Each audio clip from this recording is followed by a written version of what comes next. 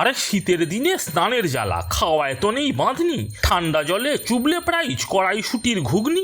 এইটুকু সর্ষের তেল, 2 তেজপাতার এই ফোড়ন, গোটা 3 পেঁয়াজ কুচি, একটু নাড়ন চারণ, 1 চামচ নুনের ছেটা হালকা ভাজা হলো, কয়েক কোয়া রসুন আদা ছেঁচে দিয়ে ফেলো। 2-3 মিনিট ভাজা হলেই 1টি কাটিং আলু, আলু একটু ভাজা হলেই পরের খেলা চালু। 1 টমেটো, লঙ্কা চেরা, ঝাল যে যেমন চান, টমেটো না গলা অবধি এবার নেড়ে যান।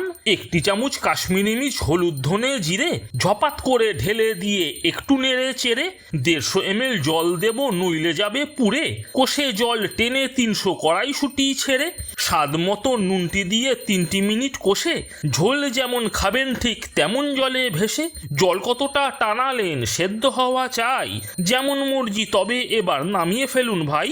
শীতের দিনে কেমন খেলেন জানাবেন সবে, বেঁচে যদি থাকি প্রমিস আবার দেখা হবে।